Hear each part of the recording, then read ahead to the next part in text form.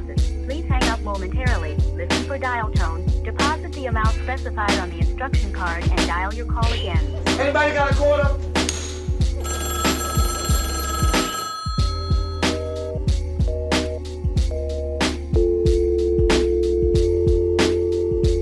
This thing kept wobbling on. Hi. Hold on. I love it, dude. Should we play a chess match at the same time? We could. Okay, guys. So this is episode 10 of Dial Tone. This is our second time recording. Yeah.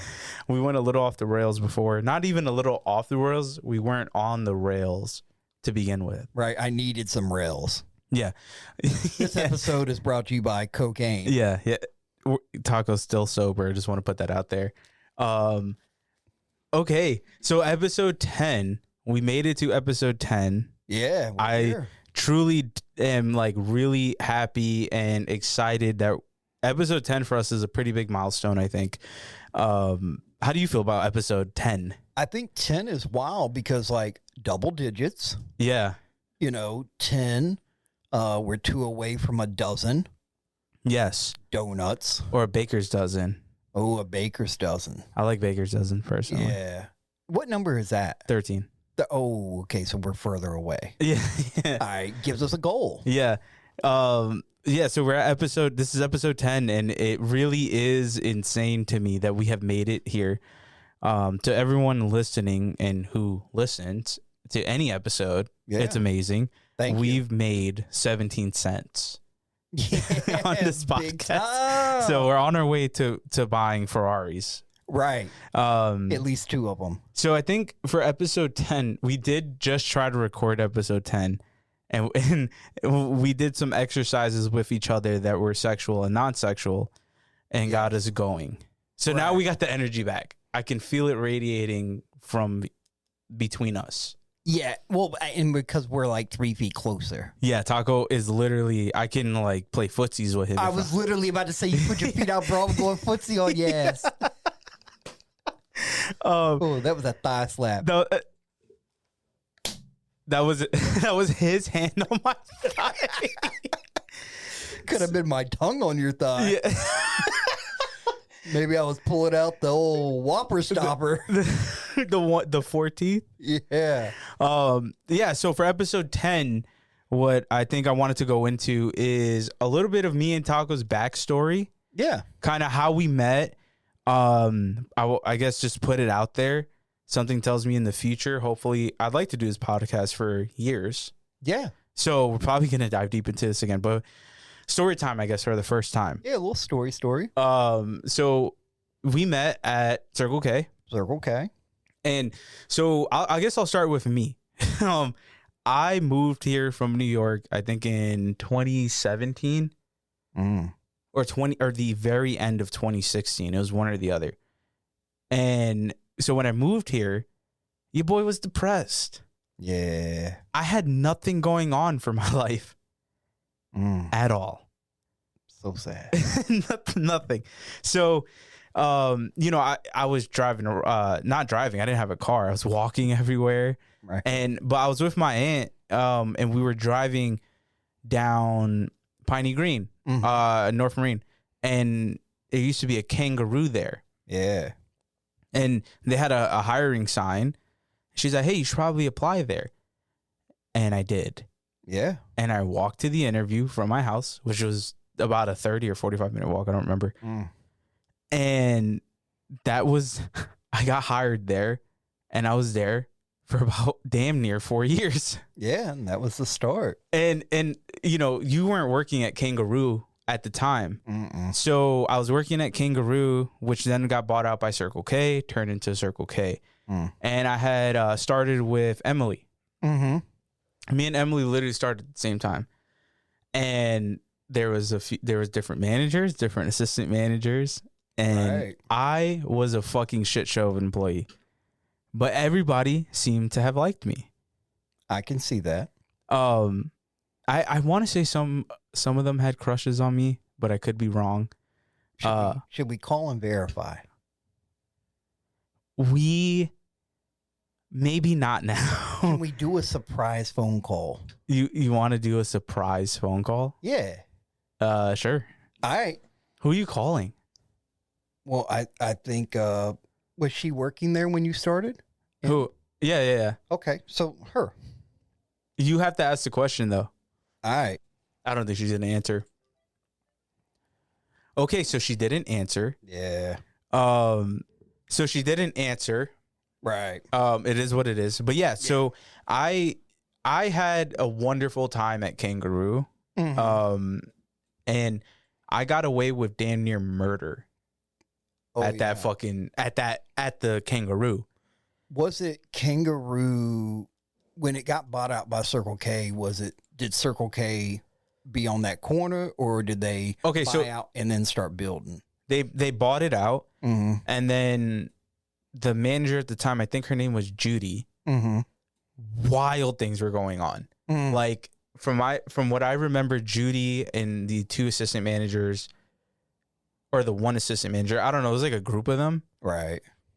Like wild things were happening in that fucking gas station. Like they were going out and getting drunk on company time. Yeah. Coming back to the store drunk as fuck.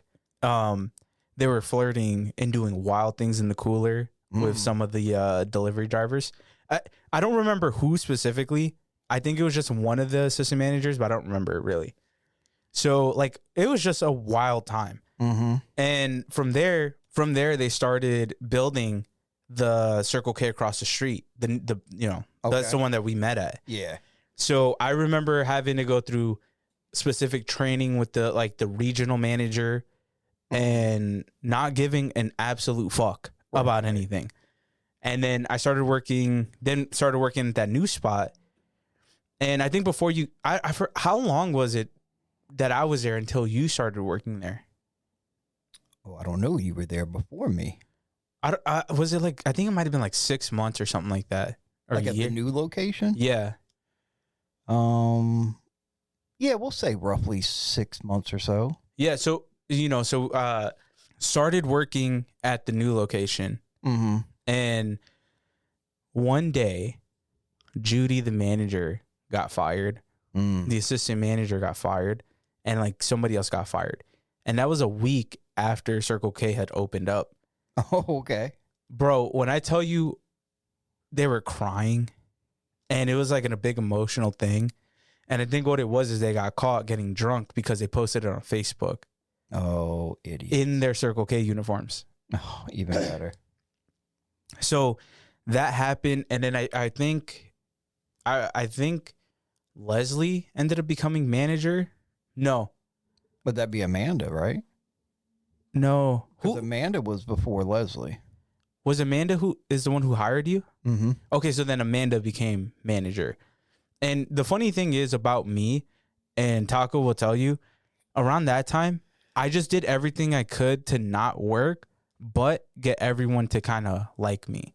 Yeah. Like, I think I was like very charismatic with everyone. Mm-hmm. So like, maybe I didn't do the cooler or take out the trash or sweep or mop or run the cash register. Yeah.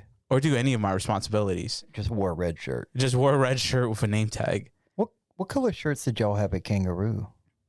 I had a red one. Oh. Oh, no. When I had started working there, it had just turned into Circle K. Oh, okay. So I had a red one. But yeah, so I would do everything in my power to not do anything. Mm-hmm. But I would make people laugh. I'm not gonna lie, I would flirt with people. That happened. Right? Like I would whatever. Yeah.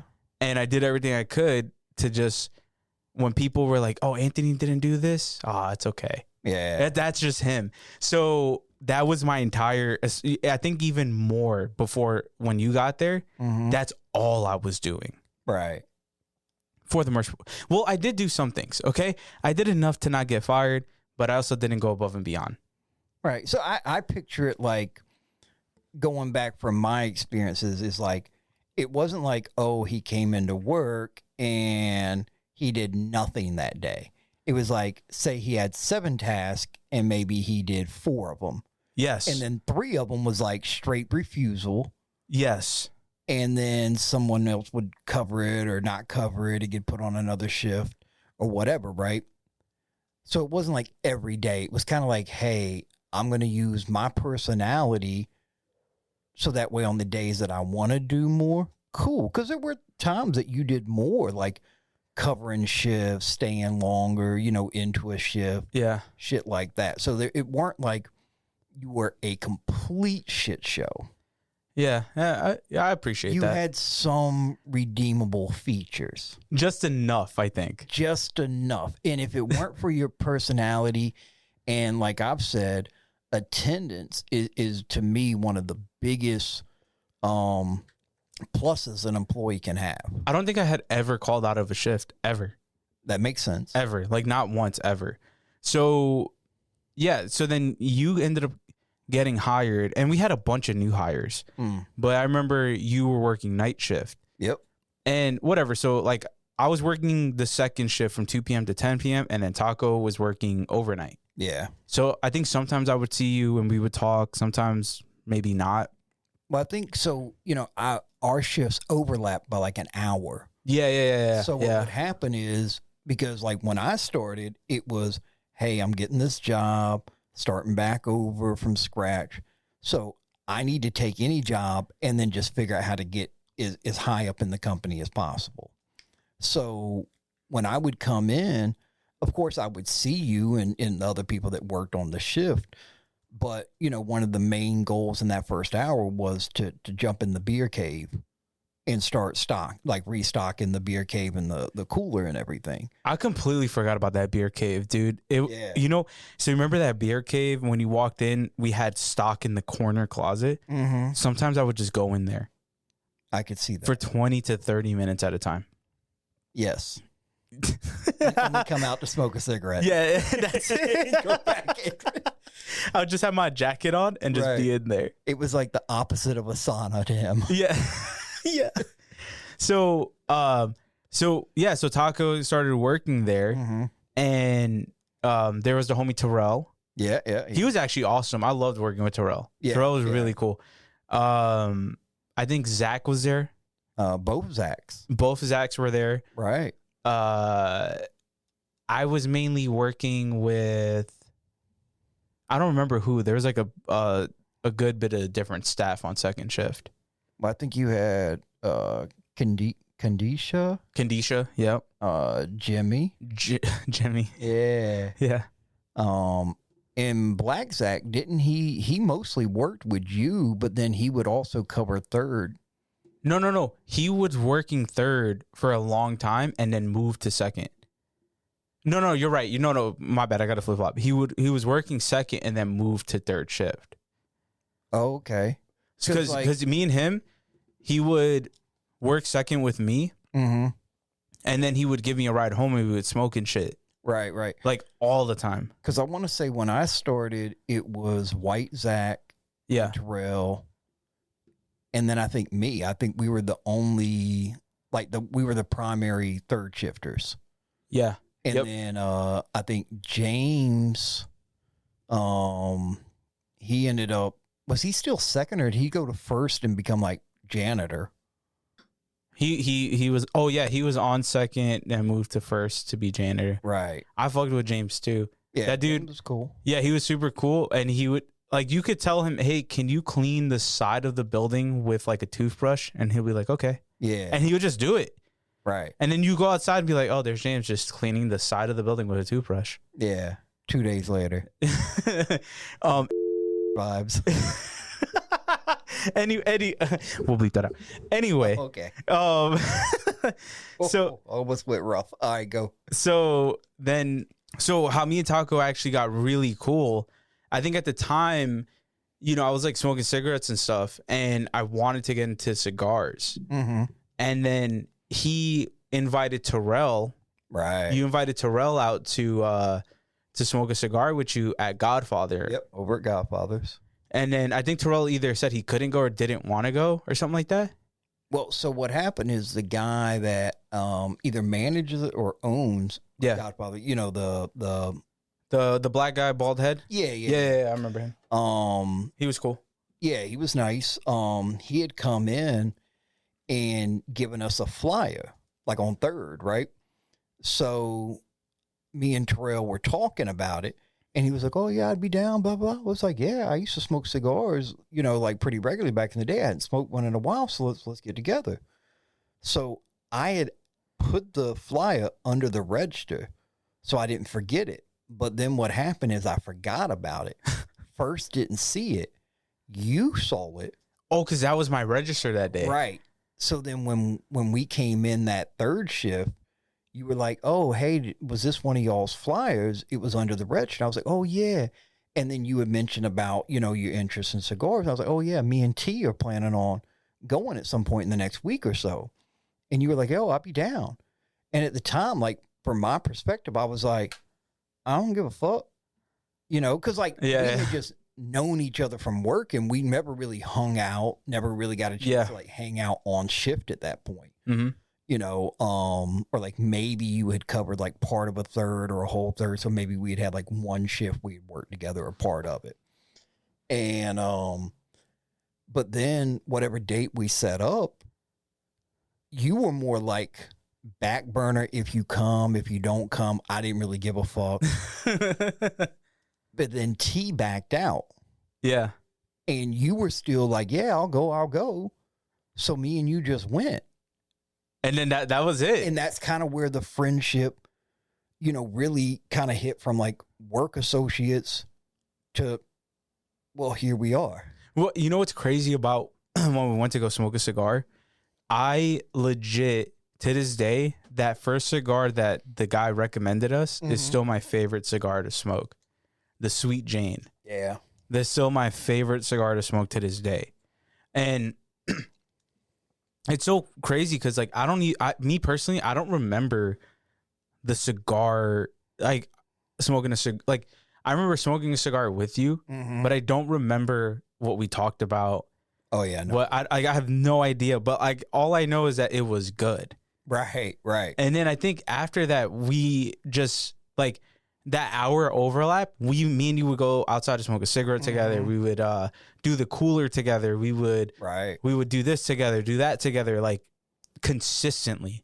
Yeah, because like you said, you didn't have a vehicle yet, so where you were catching like Ubers or Lyfts home, so you would like not go in and put it in the request like right afterwards. Yeah. So it would give me and you some time to like BS bullshit whatnot. Yeah. And you know what's crazy is like, oh no, I got a battery. I got a battery. I've got another. Hold on. Entertain the guys. So I was laying on my couch, stroking my 2-inch cock. Okay, I'm back. Oh yeah. I was just talking about what was on the news. I heard it. Ain't that right, folks? You didn't hear shit. Yeah. Keep that in. What was crazy is around that time, dude, life, I was thinking about it the other day. Around that time, life was like so different for me. I was, going to Coastal, doing shit over there. I was catching Ubers everywhere. I was Mr. Uber everywhere. Yeah, he was. It's either that or it was walking, like one or the other. And then, yeah, dude, and I was dating somebody at the time, and I'll never forget this. Like one day, I was like, man, dude, I like, because she had lived near the gas station, you remember? Was that the one that lived like I'll say her name. Out of town? I'll believe it. Her name was, remember? Oh, I remember. Yeah, so she had lived down the road from the Circle K. Okay. So like what I would do is sometimes it was like Uber home and then Uber back, and then she would come pick me up from the gas station. Which now when I'm thinking about it, it's so stupid. Yeah. That's so dumb. But there was one time we're like, hey dude, just take my van and bring it back. Right. And I didn't have a license at the time. Yeah. And you were just like, yeah. Yeah, here's the keys. And we were hanging out a bunch, and I think I had gone to your house at some point. Like you picked me up and we went back to your house to smoke cigars. Right, because we ended up making it like a weekly thing. Yes, we were going often. Yeah. Because the girl I was dating, Sam, my youngest kid's mom, me and her were together at the time, and it was like the one time a week that she was like, oh, hey, you're going to go do this, and I got the kids. I mean, she did it, when I was working and stuff, but she also was cool with me and you going out, for like an hour or so Yeah. to the cigar shop. We would. I remember we would go to the gas station and pick up a coffee sometimes. Yeah. And then go and smoke a cigar. Dude, that was such a fun time. Right. And I it's just so crazy because I was a back burner. Yeah. And we're still friends to this day, which blows my mind. Right. Like it's so crazy. And okay, at Circle K, I had never moved up in rank. Mm-hmm. Never got promoted. Never was a shift lead, assistant manager, never. Right. And let's just quickly remember back about 10, 15 minutes ago to where Ant was like, I didn't do this, this, this, and this. Okay, go ahead. Right, which it makes sense. Yeah. It was so crazy because I think by year 2, like 2.5 years in, I was still just what it was. Right. The call you have made requires an initial deposit. Customer Please service hang up representatives. momentarily. Yeah. Listen for dial So then, tone. Deposit the amount specified on Taco, the I think at some point instruction you card were and on dial second your shift call for a again. little bit. So me and you were actually working together. Remember that? For like a month or two or a few months? No, like, Or was that a long time? no, like I literally went from third to being asked to be a second shift lead.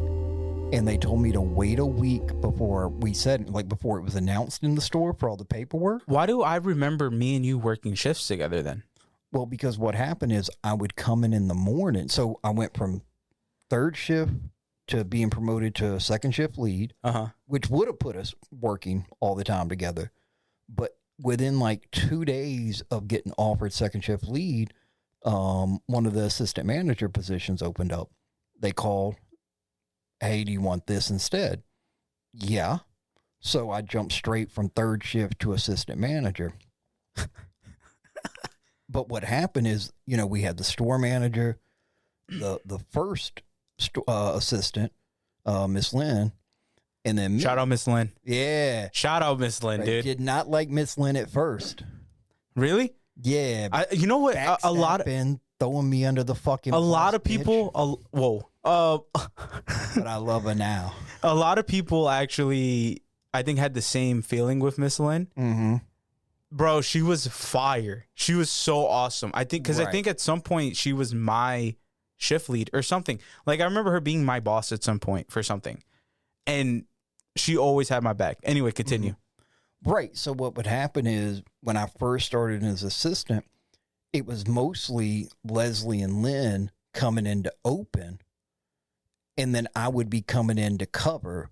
Like being the third assistant or being the second assistant manager. So that's where I started working more into. So it'd be more like maybe I'd come in at like 10 in the morning, but then I wouldn't be scheduled to get off until say 8 or Gotcha. 6, Okay. like that. I have like videos of us stocking the cooler together on a time lapse. Oh, Like, so I didn't really like doing shit, but then I think when Taco was essentially like my boss, right. and we were really like, we were homies at that point. Yeah. So like when he'd be like, yo, let's bang out this cooler real quick. I'm like, all right, cool. Like I'll do that with you because you're my homie. And we would just be robotic with it. We would have that shit done in like 20 minutes. Right. Just pop, pop, pop, pop, pop, pop, pop, pop, like crazy. And then, it was so crazy that entire time, like you were my boss and you were the only one that I allowed to be like, yo, bro, can you like chill out? Can you? Right. And I'll never forget when you first told me there, you were like, look, so I have to be the one to talk to you. Yeah. Because you won't listen to nobody else. They were like, look, we've tried to talk to him. You're his chum. So if you could talk to him, maybe he'll listen to you. And I was like, well, he's not going to listen, but I will talk to you because you're telling me to, and you're my boss. So it'd be like, hey, Ann, let's go grab a smoke. Because I'd always take people out to the side picnic table. Yo, which nobody prior. No, I never used to smoke out there. I used to go smoke out in the back. Right. So remember in the back area before they had built all the shit, then you had the retention pond right there? Dude, I would just sit back there on those crates right, for like 30 minutes at a time. Yeah. Like, I would plan out like my cigarettes like crazy around that time because I was smoking a lot. Mm-hmm. And dude, I would do the trash. No, I would smoke a cigarette before doing trash. Take mad long to do trash. Mm-hmm. Smoke a cigarette after trash.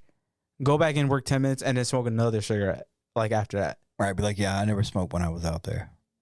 Actually, I smoked 5 of them. Yeah. And then, one again. Yeah. So me and Brendan.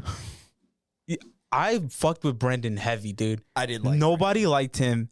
That was another guy that was he was older than both of us. Yeah. He was like way older than both of us. But he was like into art, jazz, and all this stuff. So me and him would always talk about that shit. Mm-hmm. But yeah, like me and Taco really went from being the like just coworkers. Yeah. And we took it all the way to here. This is, I think, that was 8 years ago now.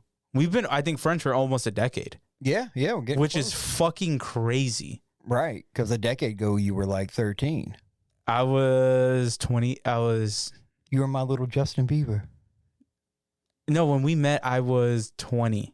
Oh, so I was going to say you're my little Justin Bieber and I'm your little... Your Diddy? I'm your Diddy. Oh, my. Yeah. Yeah, we used to do a lot of crazy things in the bib room. Right. So that's how me and Taco met. Right. I think that was a pretty long-winded story.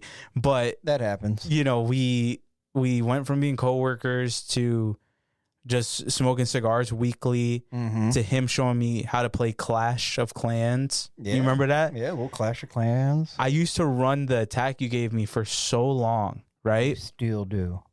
No, not the one that you gave me. You gave me an actual attack. I gave you an actual one. Yes. Okay. And now I still have Clash of Clans on my phone, just for no reason, honestly. And Taco hates how I attack. It's hideous. But yeah, so we were doing that. And then you became my boss at some point. And it's just, I think out of everyone that we had worked with, like full transparency, I did not know me and you would have been friends for like, right. Yeah. Like now, you know what I mean? And I think there was a gap where because, you know, we talk shit a couple times a week. But there was a couple times a day. Yeah, that does happen now.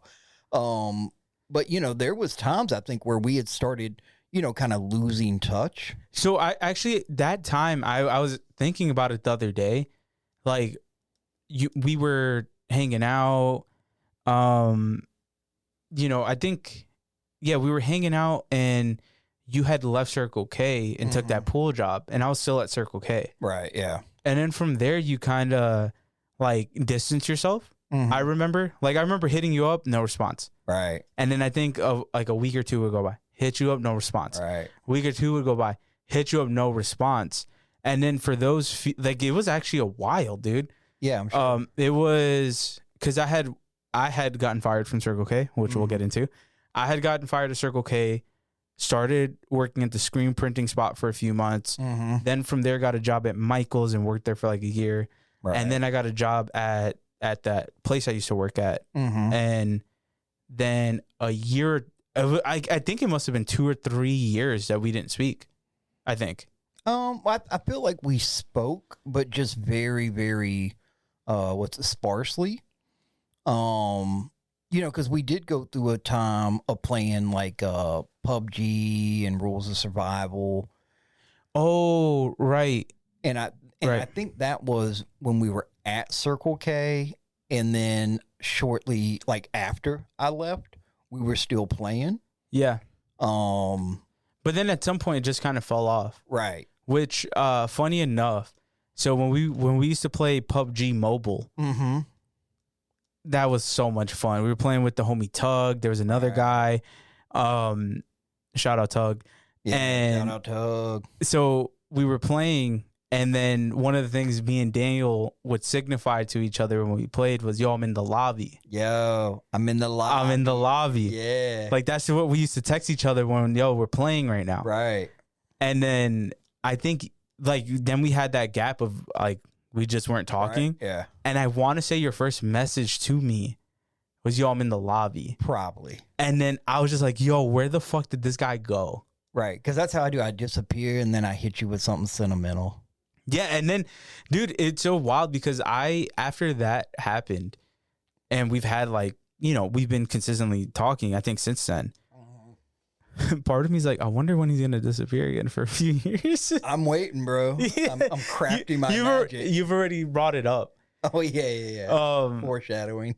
But yeah, so that's how me and Taco met, and again, just years of just he was on the road. I was like doing my own thing. I was living in different places. I was doing a lot of different shit, busy with a lot of different shit. Right. So a lot of our communication, we always called each other, and we would talk for hours, dude. Hours. Like I remember this one relationship I was in. I think I was on the phone with you almost every night talking about my bullshit. Yeah, dude. I think back to that part of my life, and I was like, damn, yo, Taco really was there for me. In the sense that, bro, I remember around that time, I felt like a piece of shit, low key too, to you, because anytime I would call you, I just only was concerned about talking with about my situation. Well, because you had a situation going on. It was not a good in it. Yeah, it was not a good relationship that I was in. Right. But yeah, Circle K kind of shaped our friendship. Yeah. We also like just the amount of stories we have. And I would say juicy tea. Yeah.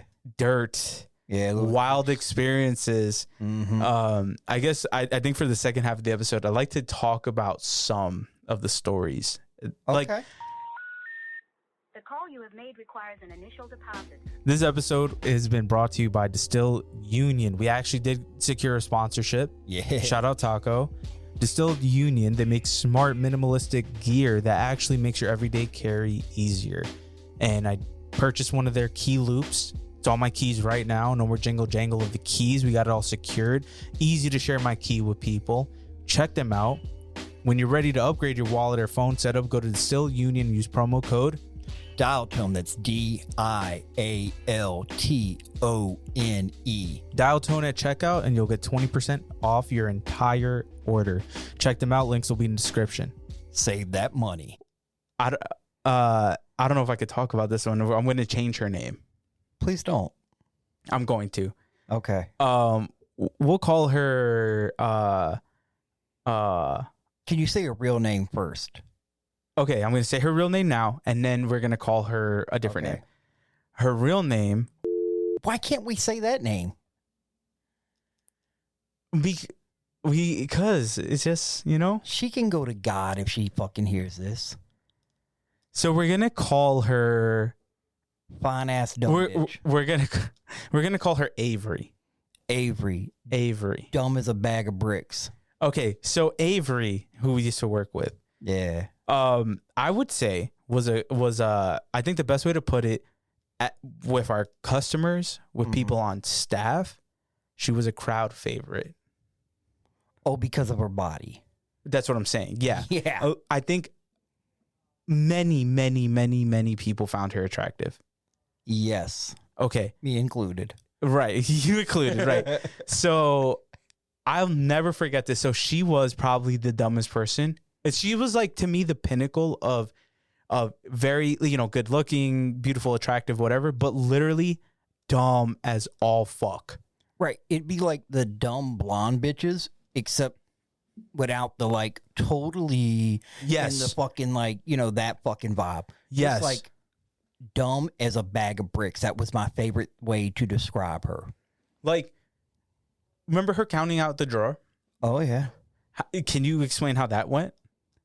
There'd be like, say, $150 supposed to be in the register. And there'd be like 141. There'd be 19. There'd be like all your money was supposed to be organized. No. None of it made sense. None of the time. Just dumb, right? Yeah. But like I said, she in my opinion, she was a crowd favorite amongst the a lot of people found her attractive, including yourself, right? Right. And can I share a small insight? Yes. So crowd favorite with the looks. Yeah. Right. Very good eye candy. Uh-huh.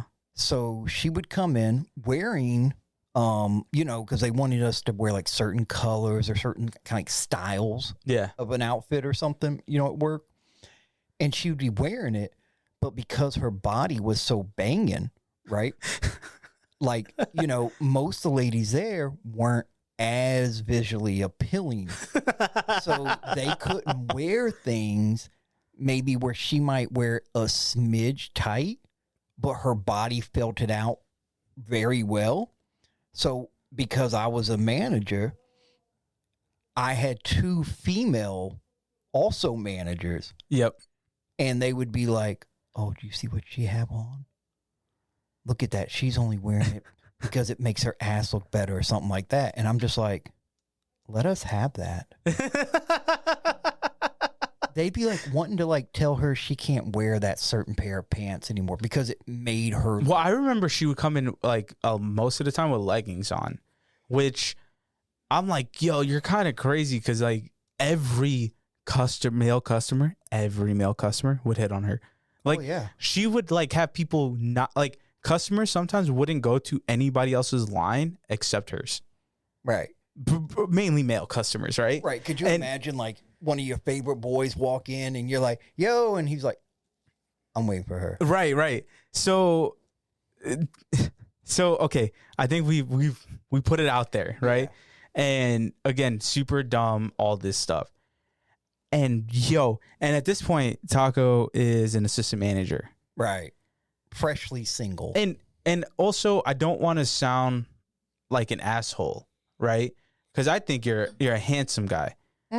But it was like one of those things where I think she was out of everyone's league. Right. In the looks department, yes. You get what I'm saying, right? Like, so then. Maybe T. T was a good looking guy. I ain't gonna lie, he was pulling it right, left and right. Out of the people that me and you worked together, I think T could have been hitting. Yeah, absolutely. I think, and I think for me and you specifically, I think we were just charismatic. Right. You know what I'm saying? I had longer hair, and I was still trying to figure out what the fuck I wanted to look like. I guess you know what I'm saying, but I think me and you just had a good bit of personality. Right. I mean, that's it. So I'll never forget this. I think did you tell me in person or did you call me? Oh, that part I don't know. You called me. Okay, you called me. I'll never forget this. And I think you called me before it was going to happen. No, you called me after. It was in the middle of the night you called me. Right, because I was I probably wouldn't have called you before. So, Daniel, I get a phone call. Dude, you'll never believe what just happened.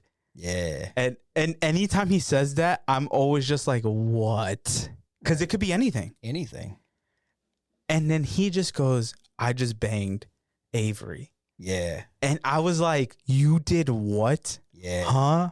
How what had gone down for that to happen? Right. So what would happen is at work, Ant talked earlier about like little cigarette breaks. I was also a cigarette smoker at the time, right? And I believe in cigarettes. So I would take as many breaks as possible. But I tried to be not biased in who I took out with me. You know, obviously me and you smoked a lot more. Yeah. But I would also like, even like non-smokers, I'd be like, hey, let's go take a cigarette break. Yeah. You know? So she was one that was included in the occasional, come smoke with me. And so even though I thought she was dumb as a bag of bricks, banging fucking hot, we did start having conversations because she had kids, I had kids, and that was a common ground that we could communicate with. And honestly, I want to say at some point, maybe her kids were slightly older than mine. I can't quite recall, but she would literally be like, "Hey, I've got some outfits or whatever that I can pass down to your kids." So we had a couple conversations like that. So when we hit each other outside of work, and then we realized where we lived, like we lived really close to each other and didn't know. So me trying to like not fuck someone at work, but wanting to fuck someone at work, and then I don't know what her motives were and her thoughts, but essentially it came down to, hey, you want to just swing through? Yeah, for the but I remember when you told me that night, in your mind, you're like, this is for the clothes. Like, I don't think you had expected. Right. It was for the clothes. And then, you know, also had the back issues from that car accident. And she had talked about, you know, that she also gave massages. So hold on. Hold on. Right. So you knew it was going to go down. I did not know that we were going to be fucking. I was very hopeful that it would lead. So to in fucking. your head, you're like, I'm just going to get a massage from this chick. In my head, I was very like 110% sure that something could spark off. Yeah. But I was going to do as much as possible to not be the one that like gave signals. Yeah. Which I get because you were the boss. Right. You know, so that was kind of my mentality is she's really going to have to lead this if we're going to go all the way. Yeah. Right. Because one, I didn't want to like make a move and maybe she, you know, because she was dumb as a bag of bricks. So like, if I make a move because I think she wants more, and then all of a sudden now I'm in that situation where I've made a move on an employee outside of work. That would have been a big problem. Like I didn't want that shit, right? Because as much as I like to have fun and mess around, Circle K was a career. And I wasn't trying to jeopardize that because that pays the bills that provide for my kids. Yeah. Right. But I also have a dick. So then, you know, fast forward, she comes over and we're just chilling, talking. And it was so wild because working with her for, I don't know, a few months or whatever it was just dumb as a bag of bricks. Even when we'd have conversations outside, they were very short, not just getting into She was literally dumb, dude. Like so stupid. But then when she was over there, we had like an actual conversation. Like the conversation we had versus any other conversation was like it was two people. Like it was Avery and Beverly or some shit. Yeah. Like they just looked like identical twins or some shit. And one just didn't get any brains and the other one got everything plus brains. Yeah. Because like we were talking, she was telling me about like past work experiences. And all of a sudden I'm like, well, if she applied that, she could be a manager. Right, she could move up. Like she, you know, like it was just really weird.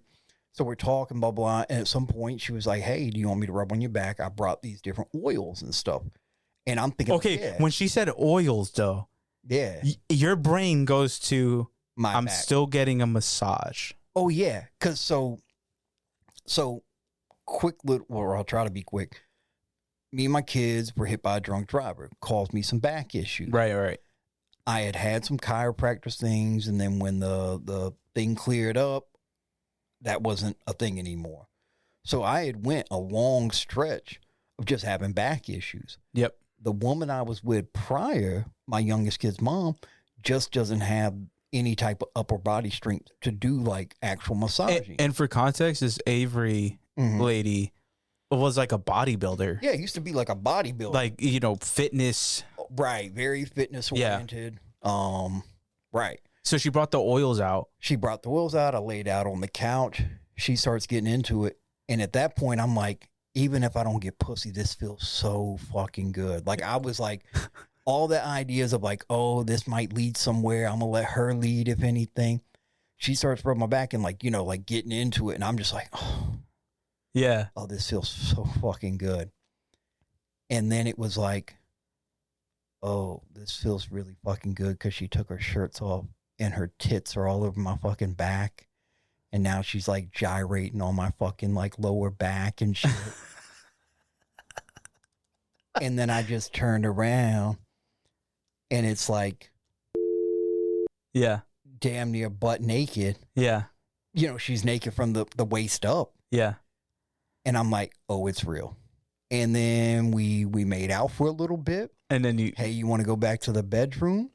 Yeah. Went back to the bedroom. And from that point, it was thinking with the dick. And so, when you had called me, I just had a flashback right now of hearing this story. Yeah. And I had the same feeling. Right. Of like, what? Like, it was, when he told me, it was almost like one of those things where you're like, dude, shut up. Right. No way. Right. And it was the most wild. That was like the last thing you did before you had left Circle K. Oh yeah, because I was pretty much like within that week or two of matter of fact, I hadn't even put my notice in yet. Right. When me and her first fucked around.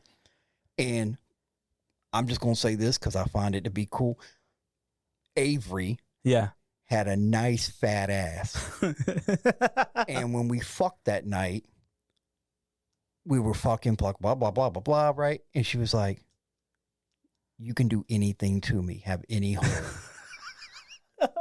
So I got to fuck that bitch in the ass. And I got to see all them moments of like her bent over at work and this and that, and checking her body out.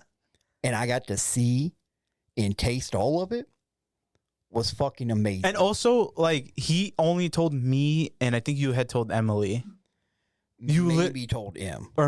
No, you did. You did. So you had only told us. Right. And it was the most wildest shit because, like, I know my homie hooked up with her, and now I'm working with her. Right. And she's being dumb and all this. And I'm like, yo, I still can't believe this happened. This is wild. Right. So for me, I didn't hook up with any of the employees. Mm-hmm. I sure had chances. I just never moved forward with it. Right. So like there was this one assistant manager that you didn't know. Right before me. Yeah. And she had given me a ride home. Mm-hmm. And I was just like, you're saying weird things to me. She was married. Mm-hmm. And also for me wasn't attractive. Right. And next, you know, she was like talking about sucking dick and, you know, I do this and do that. And I think she was waiting for me to cue in like, what's up? And I just never did. Right. And then she's like, how funny would it be if I sucked your dick? Mm-hmm. And I was like, that would be funny, but like, yeah, that'd be thanks for giving me the ride home. And then there was another manager that you know who she is. Right. And she might listen, so I'm not going to, you know.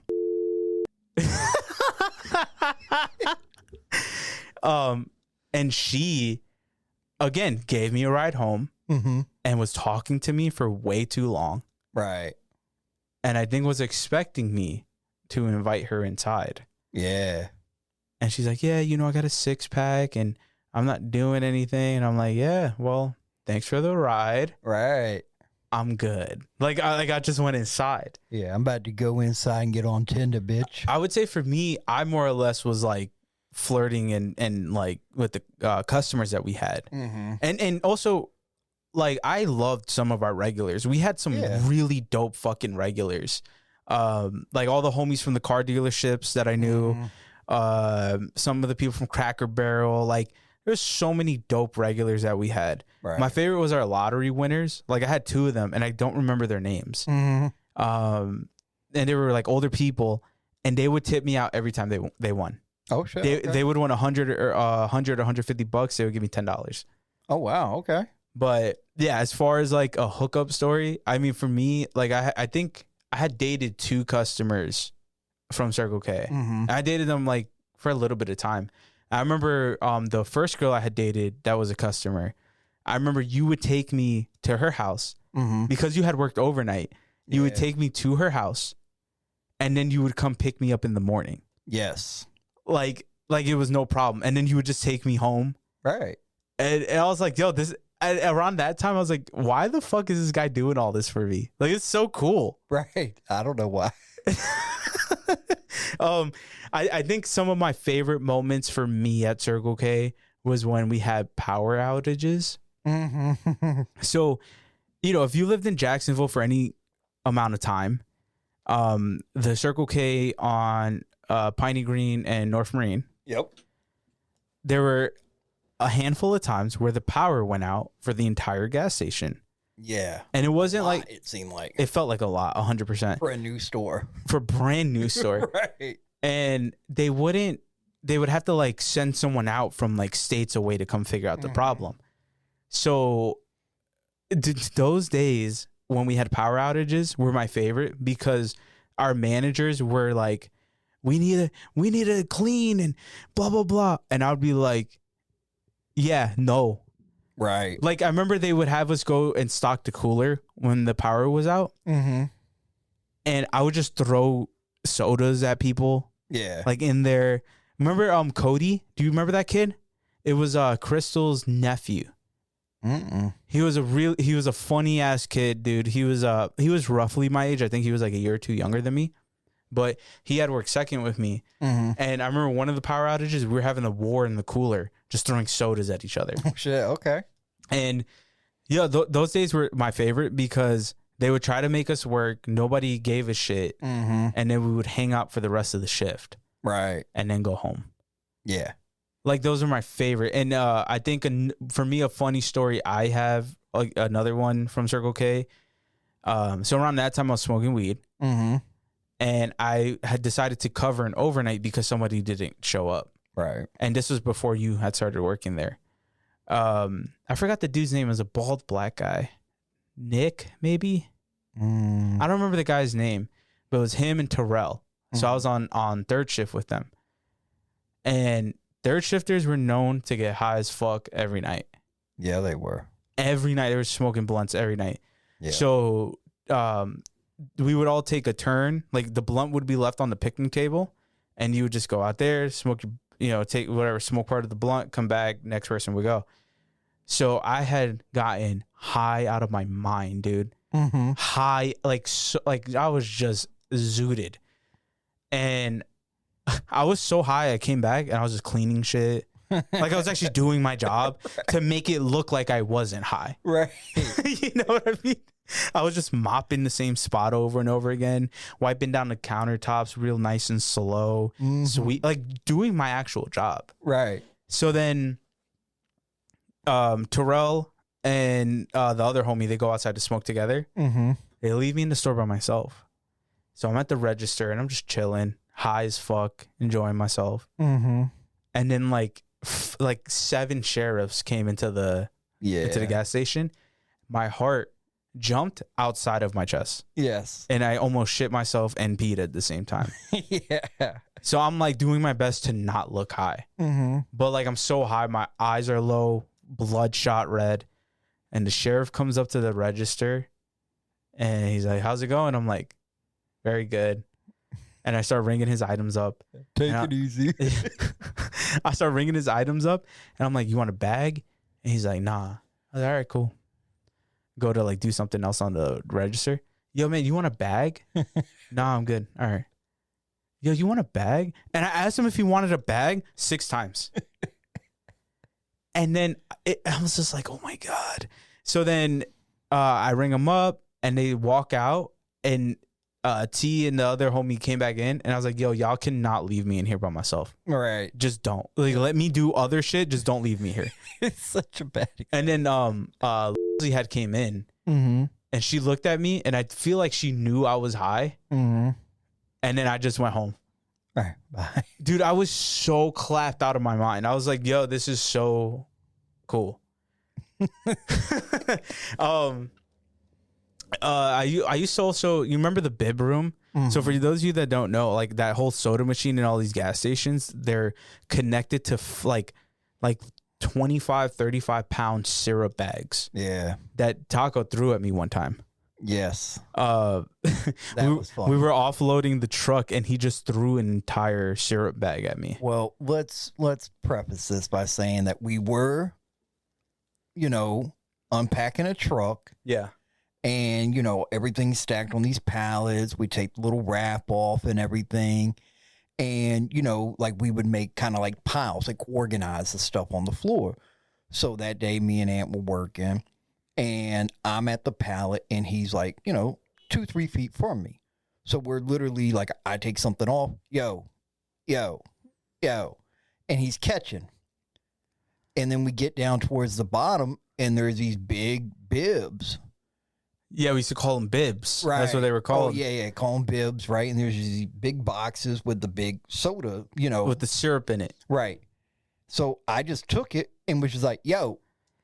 And it then was... he looks up and this 40-pound box is just flinged at him. Yeah. And I just...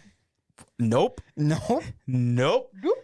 And so there was a room full of them where we had to change out the bags of syrup when the sodas, like when they ran out. Mm-hmm. And that room, that bib room had no cameras. There was no cameras in that vicinity. Right. So I would just go hang out in there and sit on my phone. Yeah. And it's so wild to think, like, I did all of those things. I would play pranks on people. Mm-hmm. My favorite thing to do was go up to people's registers and tape everything to their register. Yeah. And not tell them about it. So then they would have to go help a client and spend 5 minutes untaping everything I taped to the Yeah. I would throw staplers at people, throw receipt paper at people.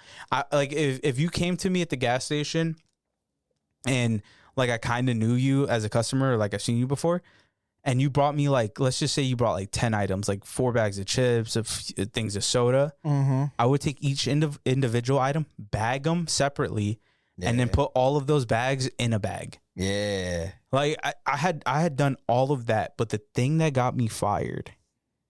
Yeah. Well, prior to that, I'll put it out there. I used to not pay for anything for a long period of time. Forever. And I actually had never told Taco that up until like I think a year ago. Right. Like I was clueless to the theft. Yeah. So, dude, oh my God. I can't believe Leslie let me go. Like I got off on not with like a bad, I think I just had a thing on my record or something. Mm-hmm. Right? Like it wasn't, I think I had a write-up. Circle K record. I had a Circle K write-up. I think that's all it was. Right.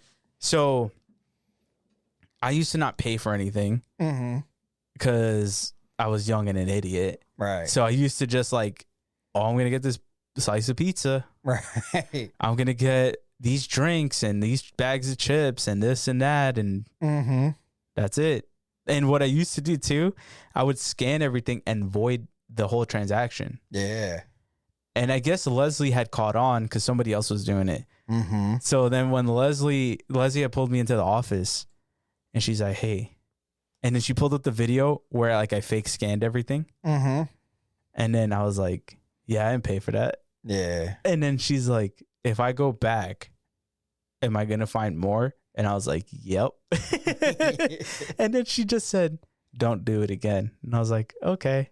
And I didn't do it again after that. Right.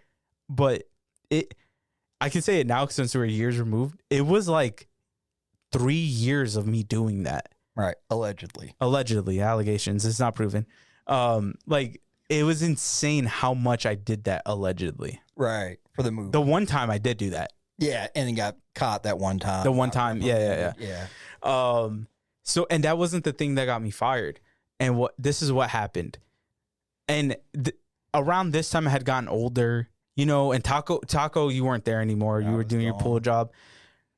So I used to do this thing later on where when we would get, that Circle K would get slammed at 5 o'clock, 6 o'clock. It would get fucking insane. And I was working a shift by myself because 2 people just no-showed on the shift. Right. So I was like, well, fuck, like I kind of have to get this shit done. Like I have to fucking get busy. Had a line wrapped all the way around the store, and I had 2 registers open. Yeah. And I was working both registers. Working both fucking registers, dude. I was like, I'm going to be a star employee. Yeah. And then this old lady comes up to me and says, hey, sir, and she was pretty rude about it, but she was like, your ice cream machine's down. And I'm like, okay, yeah. Like, what do you want me to do about it? Right. And she's like, I don't like your attitude. I'm like, ma'am, I'm in the middle of helping all these customers. 500 customers. And then she's like, well, I know Jay. And I was like, okay, Jay was our GM. Or so, yeah. She's like, oh, I know Jay. And I'm like, all right, cool. Well, tell Jay I said hi. I think it's verbatim what I said. Makes sense. Boom. She left. And bam. I'm like, well, I didn't think much about it. And then a few weeks later, I think it was like literally the next week, I show up to work not thinking anything's going to happen. And Eliza's like, hey, I got to talk to you. And she's like, hey, so we have to let you go because of a customer complaint. And I was like, you motherfucking cock bitch. Right. Bitch. And honestly, that day I got let go was the day I went home, found out I owed the IRS some money, had no money, turned into like a very rock bottom point in my life. Yeah. And I immediately picked back up and here we are. Right. But it just always blew my mind that out of everything I could have gotten fired for, not once did I ever think I would have got fired for that customer complaint. Right. The day that you were like being an all-star. Yes. And didn't even have the time to take care of that one customer over a fuck-ass ice machine. Yep. Or ice cream machine, which was constantly down. It never worked, dude. It was a piece of shit. Right. And when it did work, customers acted like they had never fucking put ice cream in a fucking cone before. Bro. So fucking messy. I have a photo somewhere of one time I turned the corner to the ice cream machine and somebody had pulled the lever too hard and didn't tell anybody. Right. And there was ice cream literally all over the machine, all over the counter, all over the floor that I had to pick up. Right. It was like a 400-pound bitch getting gangbanged by like 25 fucking dudes. Yeah, 100%. Every time you looked at the machine. It was horrendous. Yeah. And I remember, I think I was getting paid like $9.50 or something, $9.75. Something impressive. Right. And I remember the amount of times I found shit in the men's bathroom. Bro, one time I found literal shit about 7 feet up on the wall. Yeah. And in my head, I was like, how? Like, you've cleaned shit in the bathroom before, right? Right. Every time that I do that, every single time I had to clean shit in the bathroom, how did this happen? I've never taken a shit right and had this happen. Right. And in case y'all don't remember, me and Ant are larger individuals. Yes. Yeah. And I've never went to go take a shit on a toilet and missed. Right. I've never everything that I've seen in the Circle K bathrooms, I never ever understood how and why. And I got paid $9.50 or whatever to clean shit, dude. Yeah. So that's why, like, a lot of people, I think when they're really entitled at work, it's like, go work at a gas station, clean shit, deal with fuck ass customers. Right. You know, I remember customers would get so pissed about checking when we had to check their IDs. Fun fact, I never checked IDs because I didn't care. All right. I did not care. I know for a fact that I sold cigarettes to underage people. Allegedly. Allegations is nothing's ever proven. Nothing's on camera. The exact date was. Right. But yeah, Circle K was like fun. And sometimes like low key want to go back to it just to experience it again. Right. Like, I think we talked about like getting jobs at Circle K again just to do a shift and just fuck it up and then leave. Right. I think like between like maybe like a day to 3 days of working there again, if it could be me and you like on a shift together. And that's it. Right. You know what's crazy is like, I go to that gas station now and I see the staff and they also have like the self-checkout things there now. And I'm like, God, dude, I remember like where my favorite register was all the way at the end towards on the cigarette wall towards the beer cave. Yeah. It's a self-checkout now. Yeah. And I'm like, dude, I've spent hours on my phone right there. Right. It's just fucking off. Nobody's going to know what it's like to fling a stapler from there and hit somebody over in the fucking coffee section. Or a fucking pen. I used to our Polar Pop cups used to come in that giant box. Yeah. So I used to just wear that for like a few hours at the shift. Yeah, like a robot. We would also like, because if Emily was working in the kitchen, sometimes we would do like crazy concoctions of like to make. Man, it was just such a good time. Like we weren't making a lot of money. No. And at that point, like I said, I was going to school and doing all this fuck shit and whatever and having fun and it was a good time. And it's just like I said, it still blows my mind that we somehow just managed to stay friends out of all that. Right. And I think, when I look back at other friendships that I've had, it's always wild to like look at the ones that are long standing or meant more to me in them different time frames, because it always seems like just like so unexpected how it happened, how it materialized. And I know we've touched briefly, but I think a foundation was set when we worked together, and even like, that little bit afterwards. But then when I took that gap of not being responsive, Yeah. right, and being a horrible friend, Yeah. I think when we did come back and start talking, and then I moved, that's really where the relationship blossomed, is once I moved to New Orleans. Yeah. Because I think that's when it really kicked up to a new gear. Yeah, because we had like spoken about like serious things before, I think. But when you had moved to New Orleans and was doing your road trip through Texas, and I was going through so much in my life at that moment, Right.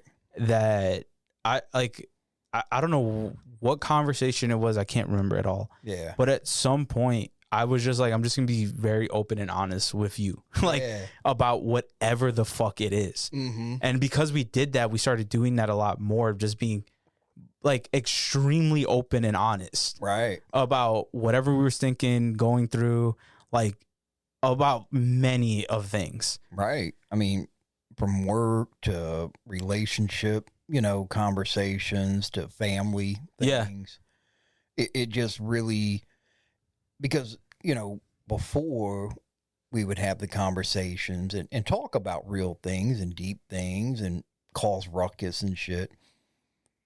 But I think once we kind of like let down that final gate, and said, all right, here it is. Yeah, it's just, Ant was like, this is me. And I was like, this is me. And we were like, all right, fuck it, let's roll. Yeah, that's a verb. Yeah. And it's just, I think for me, a lot of people would probably look at you, and I think we just seem like unlikely friends. I think even from around that time. Right. Well, I think like that photo shoot we just did. Yeah. Looking at some of them photos, like when I'm looking at like editing them and stuff to put them out, some of the ones where we're standing next to each other is like, yeah, that's an odd couple. Yeah. You really see like my age, and then you see you, and we're different ethnicities. Yeah. Is that the word? Yep. How you say it? Yep, you said that right. Just there's a lot of differences between me and you on the surface. Yeah. And I think, not to get into it too much, but I think with everything that's been going on for the last, 5 or 10 years, and been kicked up so much by, people, media, trying to drive a divide, it really shines through where, you can take two different people from two different backgrounds, two different cultures, and we don't always have the same thoughts and the same interests, but we're still boys. Yeah. Like that's, yeah. So, Yeah. I don't know. Me and Taco, I think, kind of embody the whole, like, I think just being honest and open with somebody, and sometimes you're not going to agree with them. There might be some points where we annoy each other, which has happened. right. But even a couple episodes ago. Yeah. And like, but it doesn't change anything, Right. between us. And I guess one of the things that I would like to say too, like, it has been insane. And we briefly touched on it, but like, Tago has definitely been, for me, I think because you're older, like a mentor, and also, like I said, like a sponsor. And I think, people equate that to sobriety, like like having a sponsor, but like, you've been like my life sponsor. Yeah. You know what was that, like a life coach? Yeah. And Mr. Miyagi. That's what I bro, was thinking when about the other day. when I was editing that episode, I said it. I was like, Mr. Miyagi. Yeah. But we couldn't think of it at the time. Yeah. Right. So he's been Mr. Miyagi for me. And I think there are times where I'm Mr. Miyagi for him. Right. Like, and that's just what it is. Yeah. And it all started at Circle K. All because I was an afterthought on a cigar trip. Yeah. Which is fine. Right, yeah. And here we are. Like, I know about some deep, dark shit with him. He knows a lot about myself. And I think, I see a lot of memes about, like it'll be like a dude crying or whatever the meme is, and it's like that one person you worked with. You know what I'm saying? And every time I see that, I'm like, it's so crazy because I'm still homies with the guy. Right. Like we're best friends. You know what I mean? Yeah. And to this day, and I think you know, our energy is so similar and different at the same time that it always has fueled our friendship. You know what I mean? Yeah. And you know, I'm hoping to all you guys out there working maybe a fuck ass job or whatever, you might get your best friend out of it. Maybe. And for me, what is so crazy sometimes to think about, like my friends from back home, you know, some of them are a little bit more, I guess you could call them hood or like whatever, this and that, and very New York type. I also have friends from high school who are really like really close friends of mine that I can hit up whenever, and they're also very different. But you are definitely the most different friend I've ever had, in the sense of like I said, that unlikely friendship. Right. You know what I mean? Especially I think because of the age gap for me. I don't care. Me and you don't care that I'm brown and you're white, but the age gap is the part. Breaking news. Breaking news. Podcaster. Racist. Fuck his Spanish ass. Also, real quick before we wrap up, so that picture of me curb stomping you, Sam explained it to me. Yeah. And I had no idea. You're welcome. That was what we were doing. Because all you told me was, hey, I want a picture of you curb stomping me. Right. And I was like, okay. Yeah, let's do it. And then now that I know the context of the story, I was like, yo, Taco's mad fucking cool, dude. Like, that's the coolest shit ever. Dude, so from the movie American History X, the movie itself is just a roller coaster. I think anyone that hasn't watched it should watch it. I feel like nowadays a lot of people wouldn't even give it a fucking chance because they're just so sissy, sensitive bitch boys. But it really just taking in this as a work of art. It's about racism, right? Right. And because I've never watched it. Yeah, you should look into doing that. I do. After my lady explained it to me, I was like, oh shit, that's so crazy. Taco did that. And I thought it was really cool. So from my understanding, that movie is about like the birth of or how racism starts or something like that. Not. Or is it just about like racist people? Kind of. And it's been some years since I watched it, but if I believe or if I recall correctly, there's a character that's, I'd say, the main character of the movie, played by Edward Norton. Okay. And he is like full-fledged racist. Okay. He's got a younger brother that I think kind of the movie opens with the younger brother kind of seeing how his brother, how his family is, how the environment is, and just kind of following suit. And kind of a narrative or an outlook of like watching how his brother is, and then, you know, seeing where maybe that's not the route to go. But you get to see, I mean, you see a lot of like from racism. And then from what I know, or from what I was explained, there's like a scene where the white guy curb stomps a black dude. Yes. And you see it in full. Yes. And so when I was told that, I had no idea that's why we took this photo. Yes. In my head, I was like, oh, he just wants to take this photo. Okay, cool. Like, no problem. He's been thinking about snacking on a curb. Yeah, like that.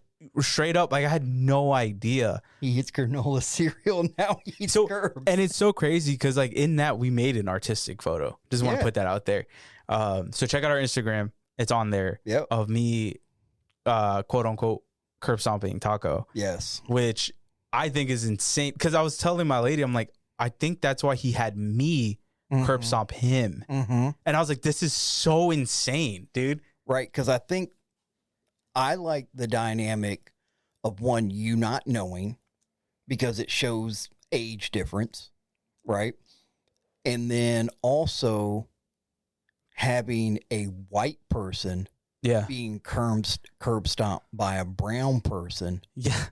I think is such a drastic twist. And that's why I liked it. Plus, I'm going to be honest with you. There for a brief second, when you had your foot on my head, I was like, he could just go through with this. There was like, and that's a level of trust. yeah. You know, just like if we took a photo of like you putting a gun to the side of my head or in my mouth, right? But Yeah. I don't know if you as a person, I don't know how you would have felt about getting on the ground, putting your mouth on a fucking curb. And I felt like it had to be me. Dude, everything you said just now, everything you just said, I told my lady, I was like, I think, and then everything you said, Mhm. I was like, I think he did this because of these reasons. Right.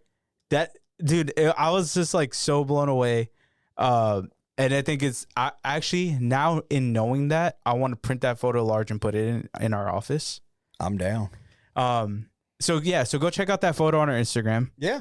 Check out all the social medias. We do a lot of Taco's working on his creativity. Yeah, trying. Building up the skills. We're working on it, and he's actually killing it, I think. So let him know he's doing a good job. This was episode 10. Yeah. What started from just smoking a cigar has led us here 8 years later. Right. You know, and yeah, I'm like happy to be doing this with Taco. 10 episodes in is insane to me. Right. Most podcasts don't make it this far, apparently. Yeah, I get emails. Yeah. And, oh, hey, you're at episode this. This is more than, you know, it's just funny because me and you had conversations leading into this, like, hey, if we can just hit 2 or 3, if we can hit this number. And it's like, I know, you know, we don't have a ton of listeners, and that's fine. But it's just the fact that, you know, we have dedicated the time for 10 episodes. We're posting daily, Yeah. you know, and for me, that just shows like, hey, that little idea of like wanting to do something together at some point, going, hey, let's get paid to talk. Yeah. And even if we ended right now and never put out another episode, like maybe you don't even hear this one because we said, fuck it. We have somehow made, what'd you say, 16, 17 cents? Yep. Plus you use the promo code once, you know, so it's like we've already made a little bit of money, but we've already achieved the financial end. Yep. And the fact that we're 10 episodes in, which is just because I think, I know for me at least, thinking about doing a podcast and probably within the 3rd or 4th episode, this is a lot more than just meeting up and talking. Yep. And it always is going to be more than what you Yeah. think it is. Right. And I didn't realize that just doing a podcast was more than just talking.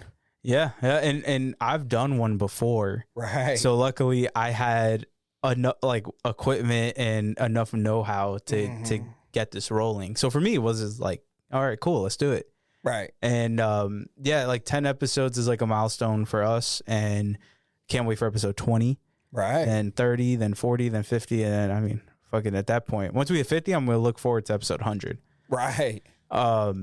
You know, so let us know how we're doing. Share this with any of your friends, your close friends, your family. My mom said she listened to episodes. She said we were very funny. Okay. So, Mom, if you hear this, shout out to you. Yeah, love your aunts, mama. But yeah, you know, I think we're gonna be talking about Circle K some more. Yeah. This was literally breaching the surface. Right. Just a couple little nuggets. Tidbits. Yeah. Shout out Avery. Yeah. Avery was a good time. Hit up Taco again if you can. Right. But yeah, so that was episode 10. Again, email us, call us, text us, all that good shit. Right. When you're not home, put this on like YouTube for your dog to watch. Yeah, And actually. if you ain't got a dog, then Put it for your fish, your bird. your fish, your bird, your vibrator, your spoon, your fork. Yeah, whatever it is. But yeah, that's it. Episode 10. Anything you got to say? Yeah. Fuck Circle K. Yeah. The call you have made requires an initial deposit. Please hang up momentarily, listen for dial tone, deposit the amount specified on the instruction card, and dial your call again. Anybody got a quarter?